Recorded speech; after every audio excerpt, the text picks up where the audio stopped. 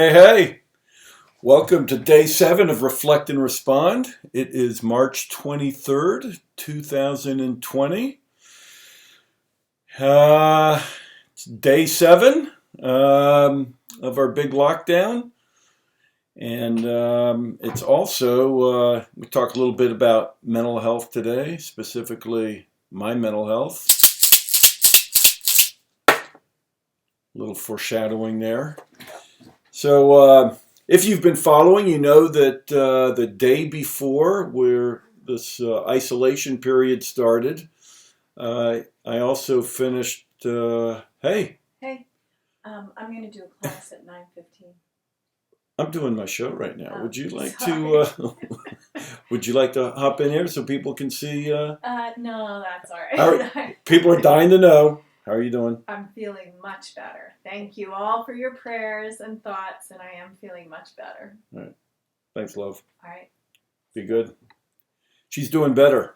Thank you, sincerely, everybody, for reaching out. This is also day 7 of my being entirely off of Zoloft. So a little history. 2 years ago, a little over 2 years ago, right here in this room at about 2 o'clock in the morning, I had a major anxiety attack or a panic attack, and I happened to be working on my father's taxes. He's in ill health and needs some help with his finances and his daily health needs, and I just got terribly overwhelmed by the whole situation. And it wasn't just that. I'd already been in some therapy at that time, and was able to see my primary care doc and got on Zoloft.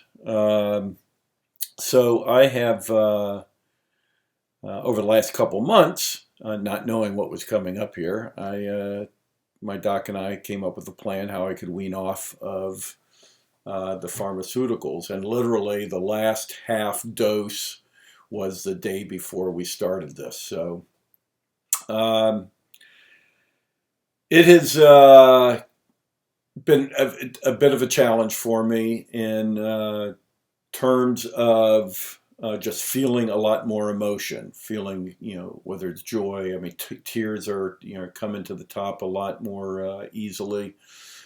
And which it's part of my intention was I wanted to feel more. I didn't know how much I was missing out.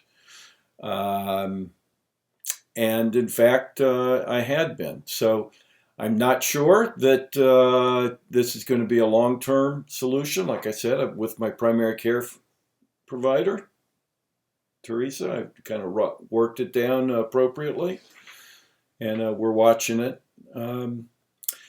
When we announced this, it wasn't really an announcement.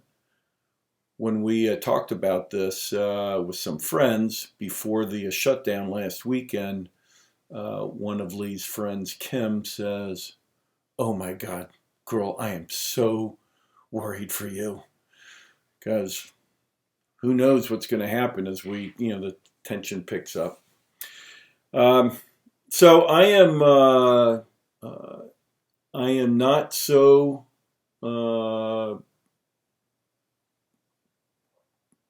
egotistical or overconfident that backing off forever is a definite.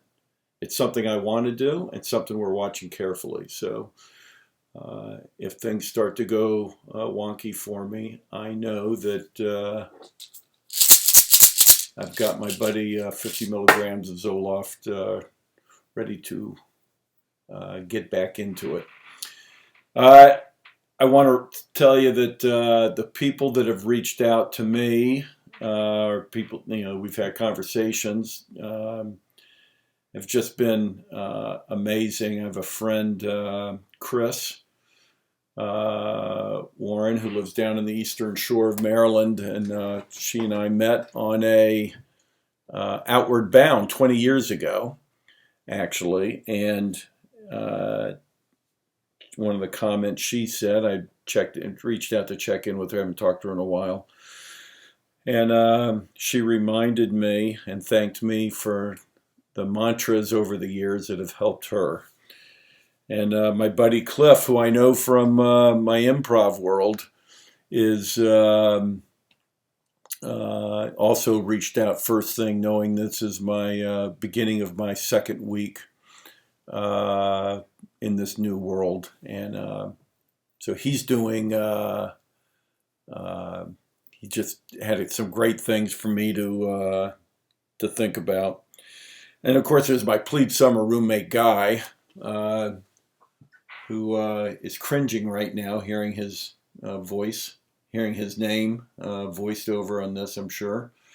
Um, so it is, I've got I'm so blessed that I have so many different areas to reach out to. And, between family, my family, my family of origin, my extended family with my in-laws, improv, recovery groups, cancer survivor groups, someone who's going through cancer right now, hiking buddies. So I've got, yet with all of this support, I still need some help. And I am really grateful that uh, I've got you guys. One of the events, and I'm reminded that I'm a work in progress. Yesterday, despite after 7 consecutive days or 6 consecutive days of doing this reflect and respond series,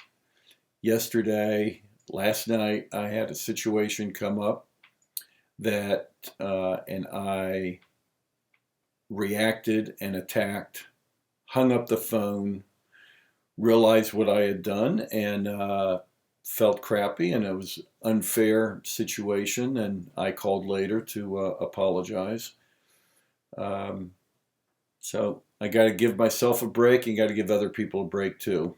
Um, so one of the mantras that I had learned along the way was, which is really applicable for me this morning, is things don't happen to me, they happen for me. And my job is to figure out why these different things are happening, and whether it's this isolation, or it's social distancing. What are the what's in this for me? What am I supposed to learn?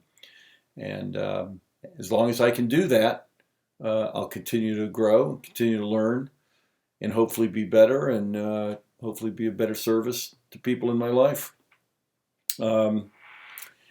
So I want to thank everybody for your comments and your support. Down below, there are a couple of links in my blog. I've got some links to some courses and some free content that's being offered now in this crazy time. And I also want to mention a friend of mine, Jerry, who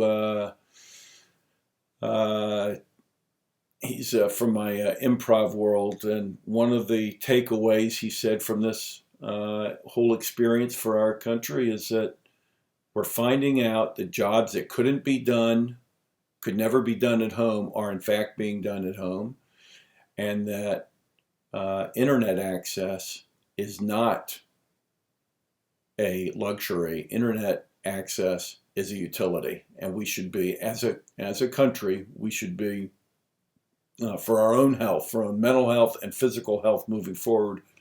That's one of the programs that I think that we need to quote unquote socialize. So let's everybody have a great day. I'm sending love and aloha from my basement in Mechanicsburg, and we will talk to you soon.